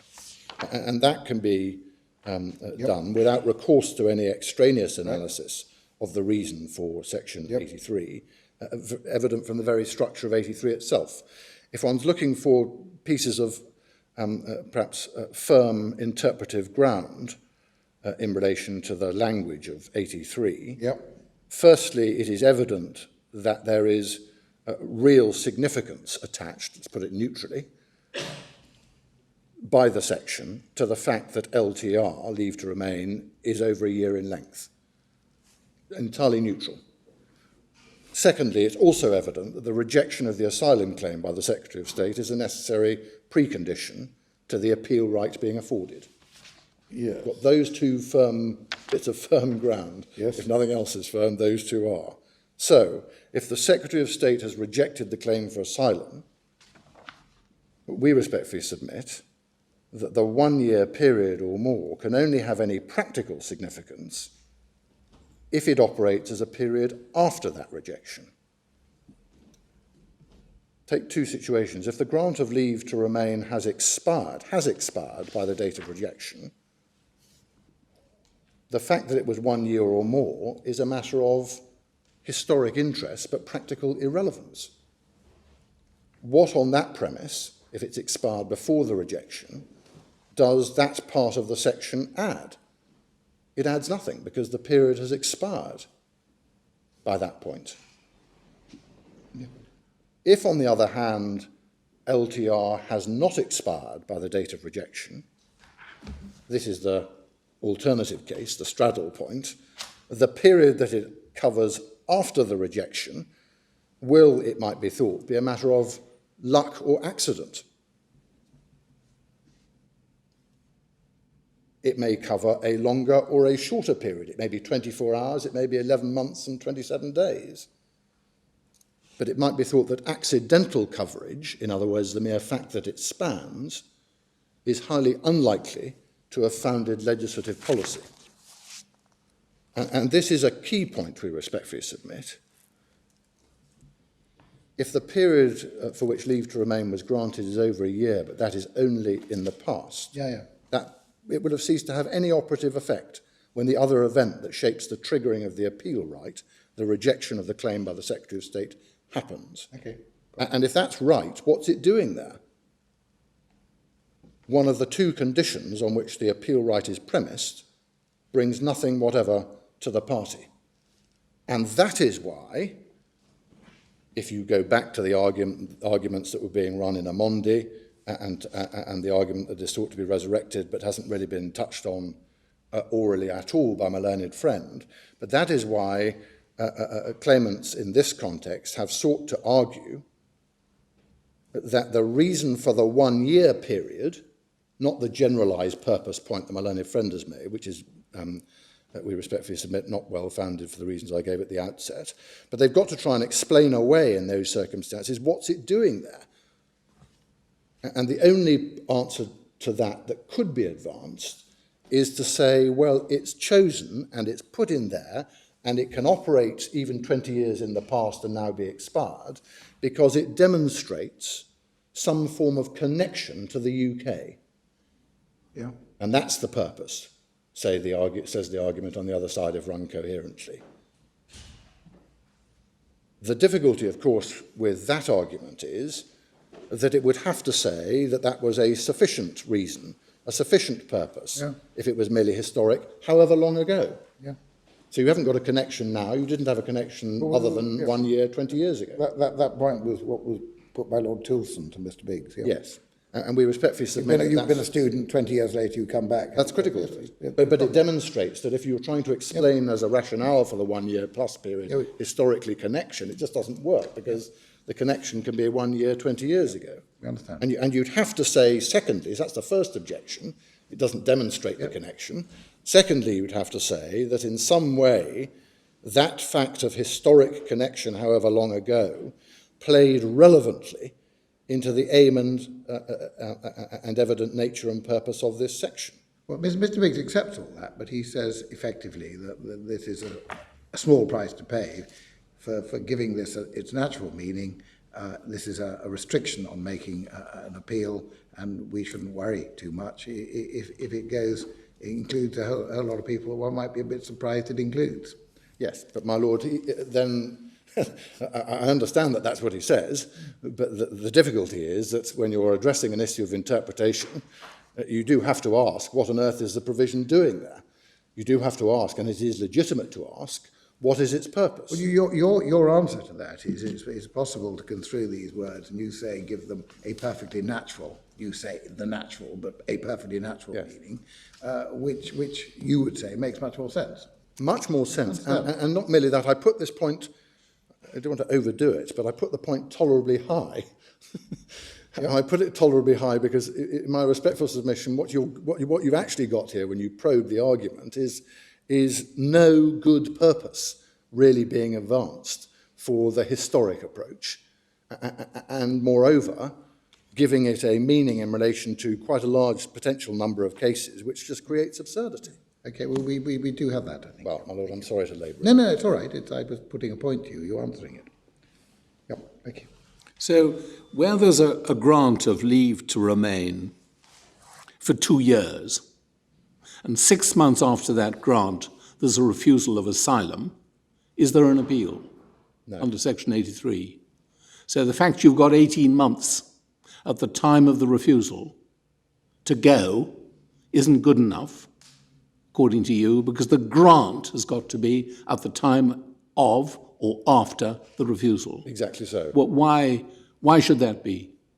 Because that we respectfully submit is the structure of the section. But why wouldn't it make sense if you've got more than 12 months to go under previously granted leave to remain? Why doesn't that do the job? Well, my lord, can I revise the answer and create a fallback position? Yes, you can. My fallback position. Your fallback position is what Lord Wilson. Exactly so. I'm so sorry. And now I think about it, this was a point about which Lord Justice Elias thought a little, as is evident in the judgment. So your fallback position is 12 months to go. Exactly so. But what I object to is, as it were, straddling being enough in principle. And it would be 12 months to go from date of refusal or later grant. Yes. You'd have to work out the aggregation. And why is that your fallback position? Why isn't that more consistent with your contention as to what's being aimed at in Section 83 than your primary contention? Well, it may not matter terribly what order. No, I know it may not matter. What but we order have of to priority decide. they're put in. Well, I know, but I'm not trying to score a point. I'm saying we're going to have to decide what it means. Although it may be somewhat hypothetical because the Act is no longer in force. But even so, I think rather than saying it doesn't mean what you primarily say or it doesn't mean what Mr. Biggs primarily says is not a very helpful thing for us to do. We have to decide what it means. So whether it's primary or secondary doesn't matter, I agree. But why is what you've called your secondary submission not more consistent with what you say the purpose is than your primaries? Well, it may be in relation to purpose. I suspect that we put the other one primarily because we've got but in there. It seems to me that unless you read into the language something, then on your case, the section either overshoots or undershoots the target. Yeah. It overshoots if it includes the person who came 20 years ago as a student. It undershoots if it excludes the person who was granted a significant period of leave shortly before the refusal of the application. If it is permissible to interpret the language in a way which achieves what you put forward as the purpose, then you'd have to do it, wouldn't you, by saying that B is silent as to from when. It says has been granted leave to enter or remain in the United Kingdom for a period exceeding 1 year, but is silent as to from when. And you say it would be permissible for the court to fill the gap, answer the from when question by saying from date of refusal or later grant, because that would fit with the purpose of the section. Yes. As I understand it, what you're asking us to do is to say that the only way you can sensibly read 83(1) is to read it as if it said, A, his claim has been rejected by the state, but B, then or subsequently he has been.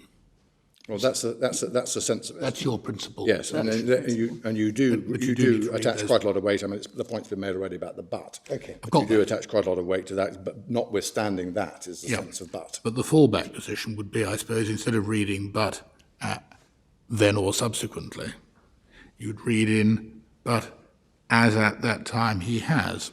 Yes. Granted leave to enter for a period which, as at that date, exceeds 1 year. Yeah. Yep. Yes. Exactly. My Lord, in a way, it's a Well, slightly... it wouldn't be as at that date, because you can have a later grant. You've got to do aggregation. And you've got to cover that, because Yeah. so it would have to be 12 months or aggregate of 12 months from date of refusal or subsequent grant. That's Well- more in, isn't it? Yes. Well, it is as at that date, knowing what we know, you've got more than 12 months from that date. No, but at the date of refusal, you might have you might not have any time at all. So as at that date, Right. It might be fortnightly. but could be 24 sometime hours. later. Yes. Indeed, I mean, you accept that if a fortnight later he's given 12 months leave to remain, And that's fine. then he's in. So what happens? What happens? He gets his asylum claim. He hasn't got. He's not within B on that basis, and then he applies for permit. He appeals. And what is his appeal? Competent or incompetent? If after he's brought his appeal, he gets an extension. He gets LTR. Does that vitiate what was a valid appeal? Well, he wouldn't quite have had an appeal, would he? But time can't Simply start to refusal. run until he has a cause of appeal, can it? Right. I mean, if, to say that he's got to wait till after the time for appeal has expired before then giving him the 12-month leave would be pretty perverse. Yeah. Yeah. And my Lord, to some Yes, I extent, see. I mean, you'll see why I've started with purpose, because to some extent, a bit like, I can't remember who it was, who defined foreign act of state, to go back to that as a concept more readily defined by its shadow than its substance. But it's a bit like that. What I respectfully submit cannot have been the parliamentary intention is the 1 year, 20 years ago, and nor, we respectfully submit, can it be the 24 hours just because it happens to span. That was a lovely metaphor of Lord Justice Riggs. It was Lord the Justice. silhouette. The silhouette, exactly. Now, Typically elegant. Yes, it was. It was great. you can't, I recognise, use the rules to construe the statute. As a matter of interest, when does the time for appeal start to run from? Well, we looked at that. It's in the rules, isn't it? I think it's 10 days from... But from when?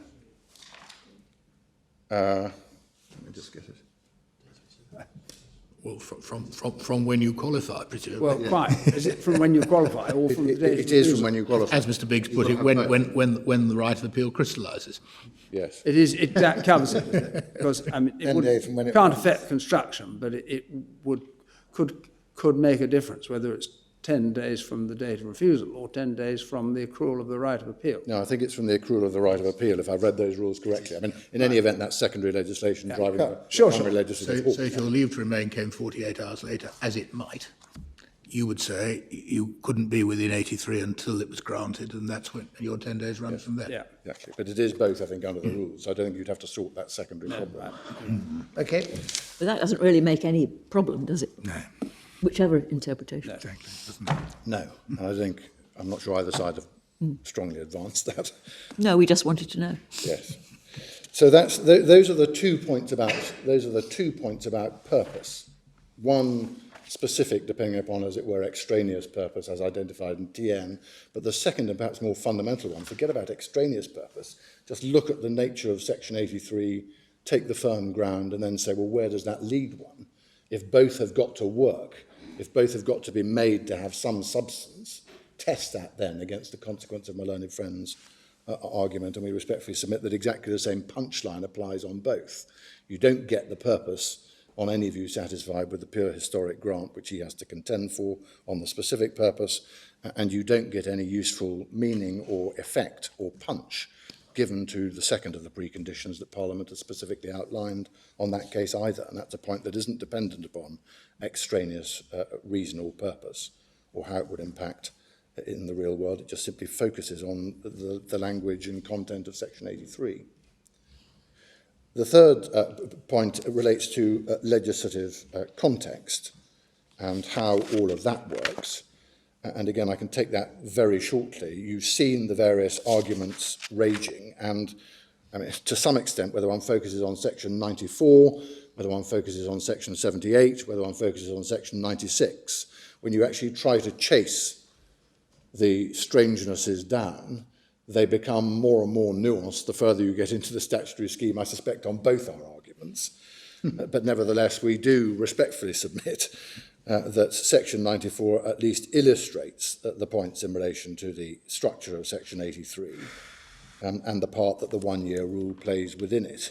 And that is very much the reasoning that you will have seen, and if you haven't seen, can we refer you to it in the Ormonde case, tab 17, page 589.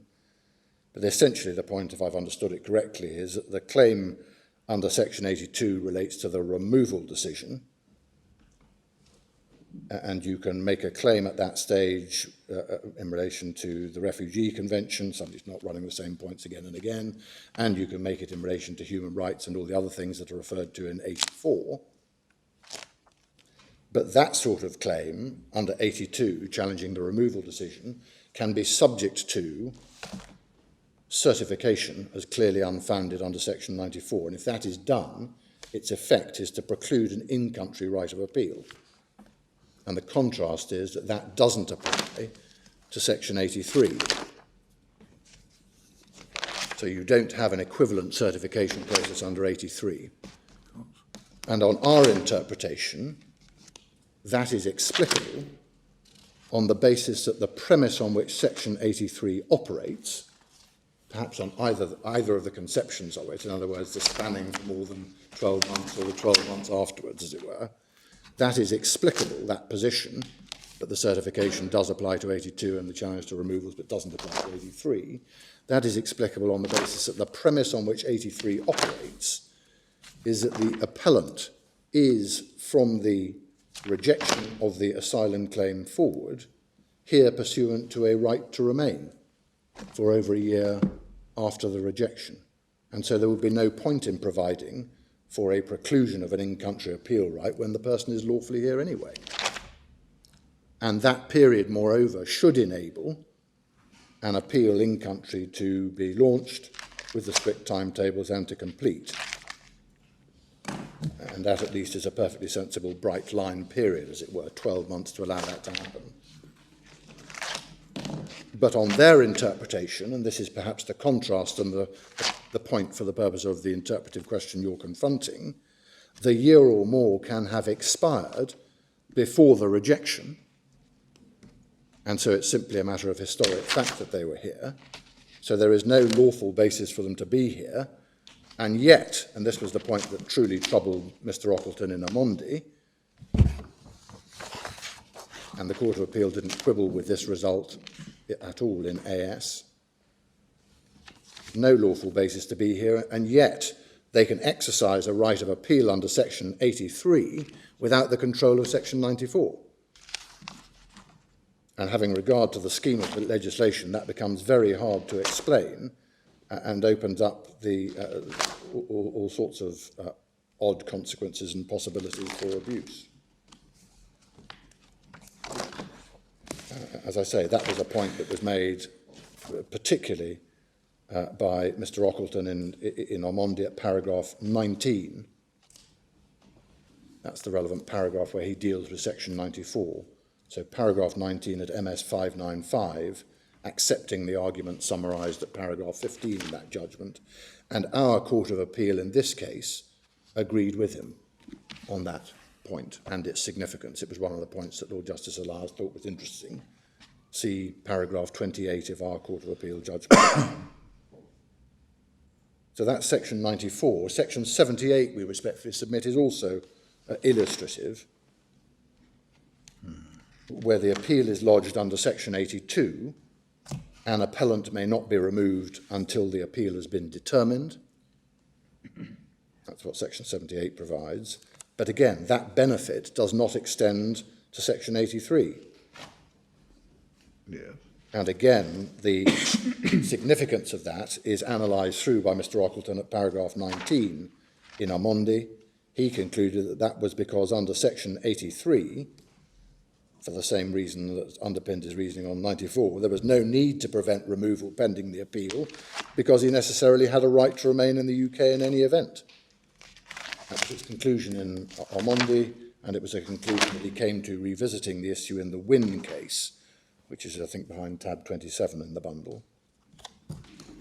Yes. And we respectfully submit again that although it's perhaps there's some lack of cleanliness in the point, if I may put it that way, we respectfully submit that the Court of Appeal was right in our case in their analysis of this Section 78 issue and its significance to the issue of interpretation. See paragraph 22 of our Court of Appeal judgment. They effectively concluded that it was entirely logical, as they put it, that the benefit should not extend to Section 83, given that there would, on their conception of it, be a right to remain here for over a year anyway.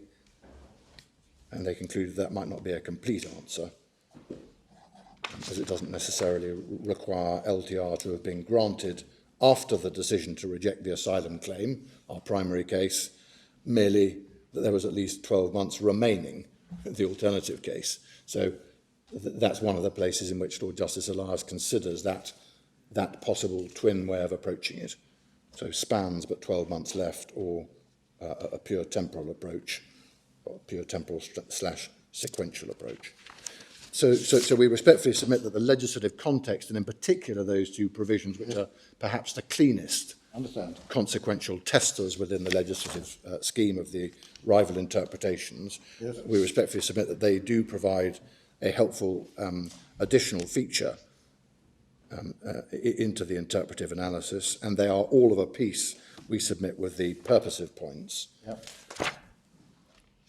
So far as language is concerned, again, can I simply say that we agree with the way in which the Court of Appeal approached the language issue, particularly the meaning of the word but and the sense of the word but. 26, 28 and 29 is where they touched on that linguistic aspect. In essence, we say that but in this section is being used in the sense of but brackets despite or notwithstanding that rejection. So it's implying a degree of connection, if only, as it were, temporal, subsequent to the rejection. Yeah. You're not saying there has to be a nexus, no, whatever that means. No, quite. And you'll recall that in the AS case, which Mr. Rockleton came back to him and tried to work out with you. Well, it's not unknown for people to withdraw concessions made in earlier cases. No, well, I've no idea on what basis the concession was made or who made it or quite what the concession was. But my lady is right that the Court of Appeal in that case did proceed on the basis that no nexus was required. But you'll recall that in that case, the sequence of events was thoroughly different. And it started with the asylum claim being rejected, and then ITL was granted some considerable time. But the aggregation of periods knocks out nexus, doesn't it? Yes, I think it does anyway. Yeah. So, I mean, no one, I think, is contending for it being necessary. Yeah. But none of that, as the Court of Appeal rightly concluded, really touches the nature of the argument you have here, right, which gives rise to different purposive considerations, different, how does it echo through the scheme of the legislation, Section 94, Section 98, all of those are different in our context, and none of what I've said on those topics is in any shape or form touched by any of the reasoning of the Court of Appeal in AS. But that's the sense in which we respectfully submit but is being used, and I think my learned friend candidly and correctly accepted that on his conception of it, it meant and. Now, it may be that can be explained away on elegance of drafting grounds and so on, but there's at least a perfectly acceptable and sensible way of approaching but by giving it its natural meaning, particularly when sitting in contrast to the and that's used in the first line. Right. And then 83A, again, Lord Justice Elias and the Court of Appeal dealt with that in paragraph 29. And I think, if I can fairly summarise it, his fundamental point was that it would be pretty odd, even though it might be thought that 83 has, a bit like the differently structured 69.3 before it, it's got some specific references to before and after and following. And so you can argue that both ways. But I'm not sure that much really turns on that. His fundamental point was it would be very odd to treat someone completely differently whose status has been removed as a refugee, 83A, very odd to treat someone that person differently to someone who's never been given that status and whose application is refused. So, Mr. Eady, you've referred to paragraph 29. You commended to us. Lord Justice Allard said, third, as I pointed out, section 83A clearly requires the grant of leave to have been made after the removal. Do you defend that? My Lord, I do. I think I was going to come to that, but let me come to it directly, because you raised that with my learned friend. I think our reason for believing that that is right is because the structure of 83A, if you look at it, includes or is premised on the idea that the person then has a right of appeal against the decision not merely to refuse, but also to curtail. And that presupposes, therefore, that reference to curtail in 2 presupposes that they've I don't see why that affects the time of the grant. I mean, I'm simply looking at the phraseology of D. has. Yeah. Well, I think the idea is that curtail suggests that they previously enjoyed some status, and so it's positing. One has to assume, to put it bluntly, that if 83A is decisive or assists, that it's changed the meaning of section 83.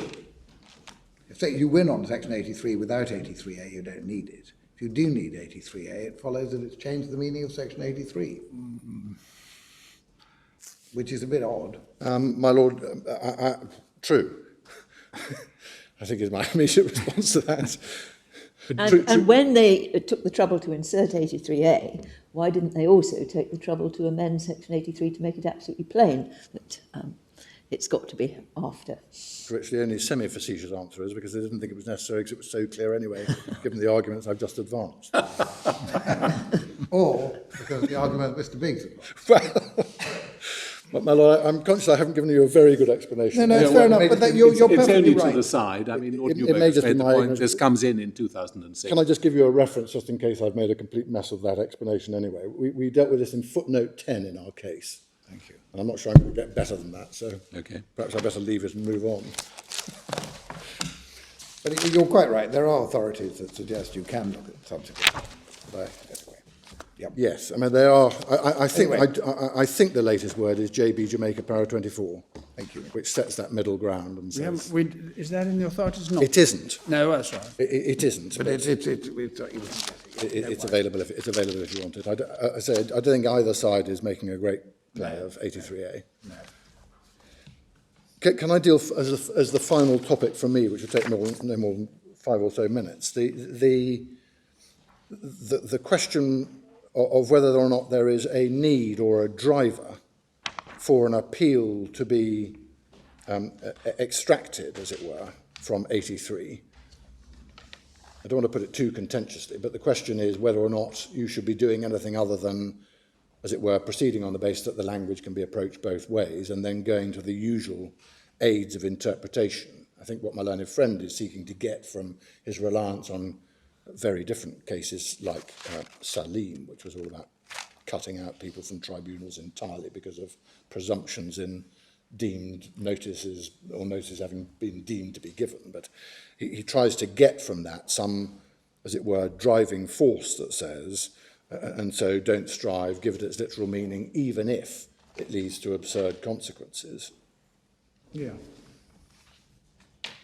And the first point we make into that, in relation to that, is that these rights of appeal are provided for. They don't sit, as it were, in vacuo, because judicial review can operate and does operate to fill the void sometimes, as you know from TN.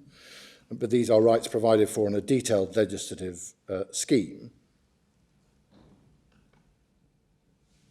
Of course, if there is inadequacy or ineffectiveness in the remedial scheme, there would then be legal force in saying you have some driver, in saying you should approach this on the basis that you go for the literal meaning, even if it creates absurdity, and carry on. But we respectfully submit the principle should be, but not otherwise, unless you are truly in that place where there is a remedial deficit in this regime, we respectfully submit that the ordinary rules should apply. And I emphasise in that respect that we are not here doing that which necessarily had to be done on the Secretary of State's argument as presented in the Court of Appeal in AS, which is to espouse an interpretation of legislation that would have required words truly to be read in. You'll remember in AS there was an argument about 82 and 83 and whether or not 83 was to be read as if it limited in 83(1)A. Claim has been rejected by the Secretary of State. The argument being advanced by the Secretary of State there, if I've understood it, was, but that has to cut out a certain category of rejections, namely a rejection that could have been appealed or was appealed under 82. So there you were dealing genuinely with the need to introduce, under the guise of a purposive argument, words into the meaning, and we're not in that territory. So we're not in territory where we're saying read in because of purpose, and we're not in territory where remedial scheme is deficient and so you can ignore the ordinary rules of interpretation. And we respectfully submit that that is so. In other words, we are on no view in territory where there is inadequacy of remedy, because this appeal right, Section 83, is a separate and freestanding appeal right on the dual issues which it now covers, namely Refugee Convention and, as a result of the EU law extension on the basis of the principle of equivalence in FA, EU law equivalent issues. But it's an appeal right that only exists in relation to that narrow ground and for a specific purpose and subject to the controls that Parliament has chosen to set, including the more than 1 year limitation. And there is no question whatever here of denial of access to appellate structures or to a proper testing of the legality of decision-making. In almost every case which realistically one can envisage where someone is claiming asylum and might suffer in consequence of immigration decision-making as a result of it, they will have, by definition, a decision taken to remove them. And if the decision is taken to remove them, then the Section 82 right is triggered anyway, and there is no limitation on the grounds of appeal that can be advanced in that appeal. See Section 84. But you don't need to take my word for it, even though that was a point that was noted in advance of the Supreme Court's judgment by the upper tribunal here and indeed the Court of Appeal here. You so decided in TN. That was the very issue that lay at the heart of that section of the judgment that I took you to earlier, section paragraphs 27 to 32. You were specifically there considering whether or not the remedial regime in this respect represented an effective remedial scheme for the purpose of EU law, and you concluded that it did, in both respects, if I've understood that reasoning, judicial review and Section 82 cutting in after the removal and so on. And indeed, I think my learned friend, in fairness to him, when asked the direct question by Lord Wilson, what's wrong with that, said nothing. And we respectfully submit that that's fine and correct to say that, but the logic needs to be accepted of that acceptance, which is that there is, therefore, no driver for doing other than adopting the absolutely ordinary approach, testing the consequences of the rival interpretations put before you, testing the thing against purpose, of course focusing on language and trying faithfully to discern Parliament's intention, but using all the ordinary tools without, as it were, a slant or a presumption or something like the principle of legality driving you further towards an absurd or strangely consequenced literal reading of the section, which is effectively the case my learned friend advances. Do you want to say anything about his ILR example? Well, my lord, you could have that situation, but it may be that on the alternative analysis of 12 months afterwards, if that works, then that would cover that. I think. But if it didn't, you'd have judicial review anyway, right, which was the answer that was given in the Court of Appeal, if you recall. Yes. But as I say, if it isn't a temporal sequence thing, and it is a span as long as the span goes for more than 12 months, then that alternative approach would cover that, I think. Thank you. I think that the force of the ILR example, if it works, is to say, well, go on then, show us the remedy if you're right about temporal sequencing. So it can be met in one of two ways. One, the alternative way of approaching it, the span, but nevertheless the span goes for longer than 12 months, or judicial review. Yes, it would exceed a year, wouldn't it? And then finally, Salim, I've rather made the submissions in relation to that, but my lady, and I'm sure you will recall, that There are was, some cases one recalls. yes, Quite a lot one doesn't. someone doesn't, I was going to say. But Salim was a question where the right in question was the very right to appeal to the then IAT against the decision of the adjudicator. So I think, as my lady pointed out in pretty forceful terms in the judgment, the consequence of the argument that was being run there was that you just wouldn't have that access at all in circumstances where there was no fault whatever on the part of the individual, because there was this strange provision that said you send out the notice, it's deemed to have arrived, and they're deemed to have had notice of it, even if they didn't. And given that there was no exception to that on the Secretary of State's argument, that cut out the right entirely, whereas here we don't have that at all. We have a perfectly sensible, adequate, and as the court has decided in TN, effective alternative remedial regime under 82. And perhaps finally, in relation to the merits pull, whatever else may be the position in relation to the generality of it, and I've made my submissions about that, his facts, it might be thought, do not pull too hard at the heartstrings in this respect.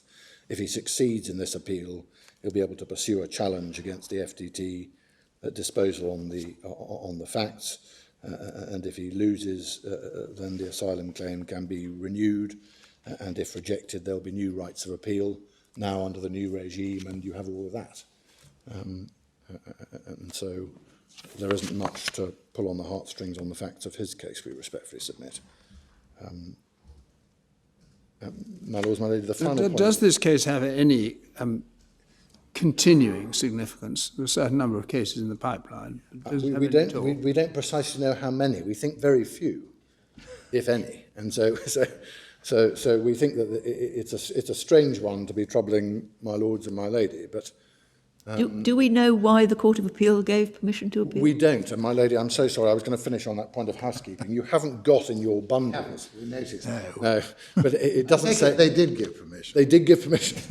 The law report says they did. It does, but what in the end appears, I think what happened, it says missing pages 25 to 27 or whatever it is. I think you've got two bits that are missing. One lot I eventually found somewhere else, which was a statement of facts and issues, which behind tab 2. But this one I didn't manage to find until I worked out what it might be. Anyway, but we've got them if you want them, but all they say is leave granted. And what I think happened was that they gave judgment. There were then submissions about costs and this, that and the other. No application for permission was made at that stage, at the hand down. And then some time later, an application was made in writing by my learned friend. And I think there was then correspondence saying, can we have a bit of a shout about it as well? I wasn't involved at that stage. Answer, no, not very interested in your having a shout about it. The next thing we got was a thing, unreasoned, saying permission granted. Was it at a time when it was known that this act was being repealed, that they granted permission? I suspect... Because it took taken some time to get here. The bill was in Parliament, but it was not an act. Fine, thank you. But it may have been perceived as being, there was no certainty it would go through, obviously. So, in fairness to the Court of Appeal, they might have thought it was a tolerably interesting issue of generality at that point. Have I understood it correctly? There's an unknown but believed to be small number of cases in this category. If the appellant fails, then he makes his fresh application and the new statutory regime applies. And the decision in this case has no impact on the continuing law. My lord, I think that's a pretty fair summary. Pretty fair summary, right. And So without revealing any professional secrets, as it were, the first draft of the case on our side that we got had quite a lot on that issue at the outset of it.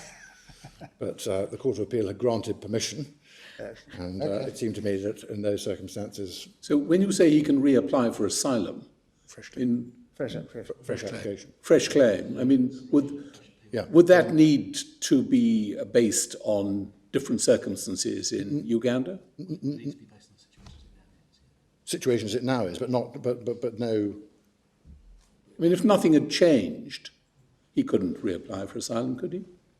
Yes, because he's never had an appeal. Yes, It's never been Correct. finally. All he's got until now is a Secretary of State rejection. Yes. Well, anyway, this is... And Well, under what about first- other cases? under first tier Speedy? tribunal. If there are others like him with a pending appeal, Yeah. then clearly they would be, they'd be in the same case, yes? Is there any practice of granting permission? Do you need permission? You don't need permission to appeal to go to the first tier tribunal, do you? But you do if you're late, presumably. You would have to apply for an extension of time. Is there a general practice of granting extensions of time? I don't know the answer to that factual question. Can I check? Well, unless it's apparent, don't worry. Okay, So we are here in slightly strange circumstances, but it's been a... that's how it seemed to us, but we're here, so we have to do our duty. Yep, thank you very much, Freedy. Thank you for that, very clear, thank you. Mr. Gullett?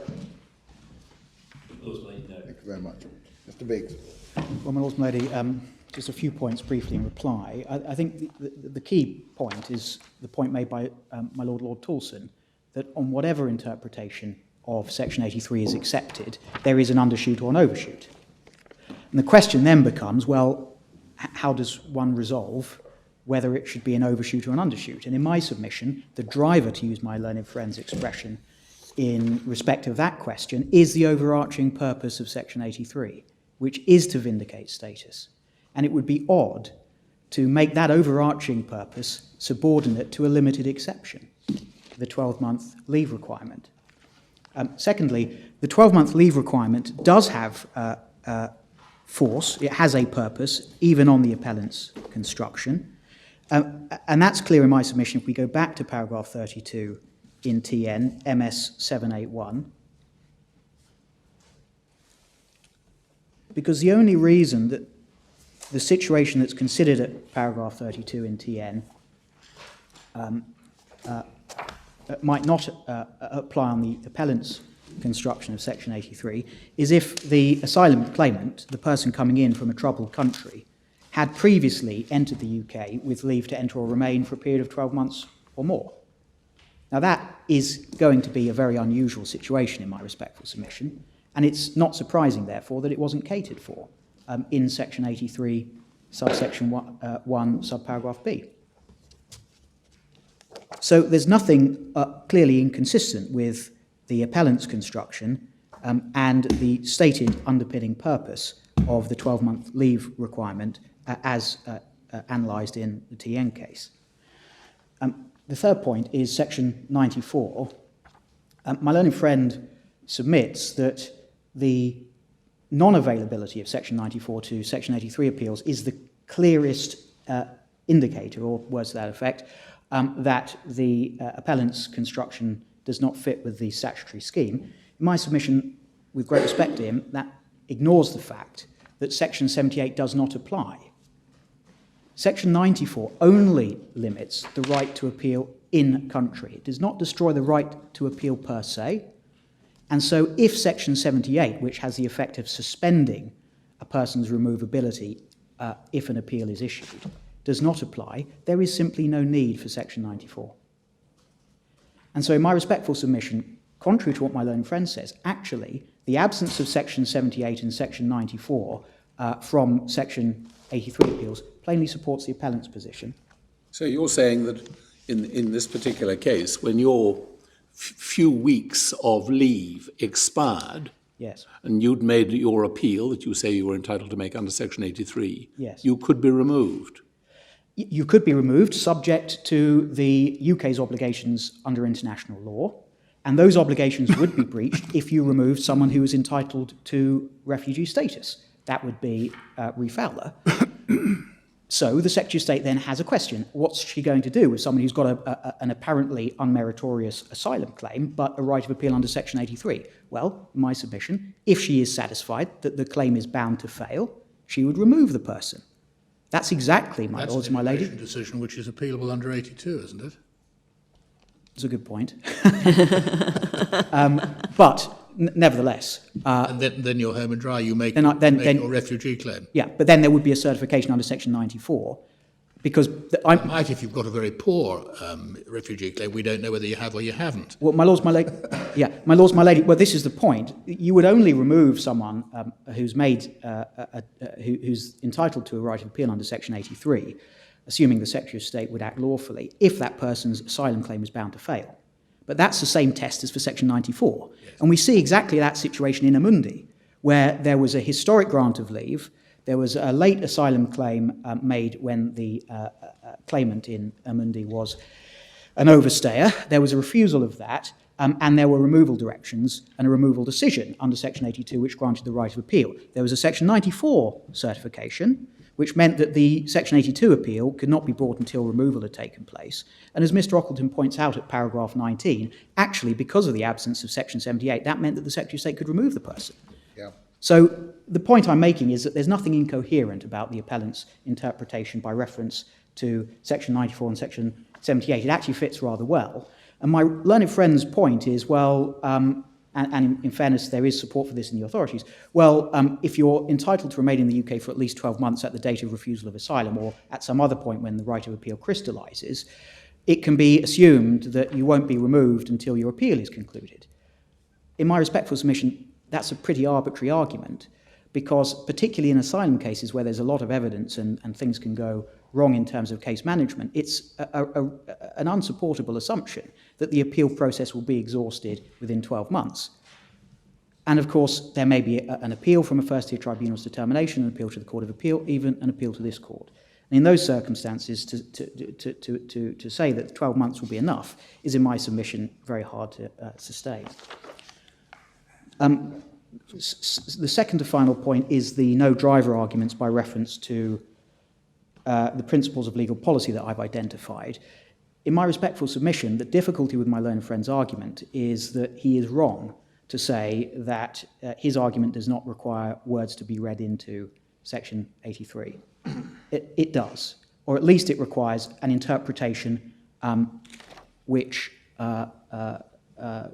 would require some form of gloss or explanation of Section 83, and the policy arguments I've identified do indicate why such a gloss would be inappropriate. In other words, where there's doubt, as my Lord Tolson indicates by virtue of the overshoot or undershoot alternatives, the court should be informed by principles of legal policy, and those principles all point in my favour. Finally, my lords, my lady, the point about the academic nature of this argument, I don't accept that there would necessarily be a right of appeal in this case if the appellant were to make a further claim. The current case law in the upper tribunal, a case called Wakar, and I can give you the citation, I don't have it to hand, is that there needs to be a fresh claim pursuant to paragraph 353 of the immigration rules before the right of appeal under the amended version of Section 82 will arise. Now, for there to be a fresh claim, there needs to be new material which, taken together with the old material, gives rise to a realistic prospect of success in a hypothetical appeal before an immigration judge. And the difficulty we have is that the appellant, in this case, did make his claim. It was refused by the Secretary of State. And what he would need to demonstrate, therefore, in order to benefit from the new appeal regime is a fresh claim. And it's not obvious that he'll be able to do that. That's the only point I make about that, my lords. So this is not a case where, one way or the other, my client's going to have a vindication or the opportunity to vindicate via some form of tribunal process his rights to asylum. My lady, my lords, unless you have any questions, I propose to end there. Thank you very much indeed, Mr. Beeks. Well, we're very grateful with the conciseness with which the arguments have been put on both sides. Thank you both. We're also very grateful to all those involved preparing the written cases. We will consider this matter and let you know our decision in due course. Thank you very much indeed. Court's now adjourned.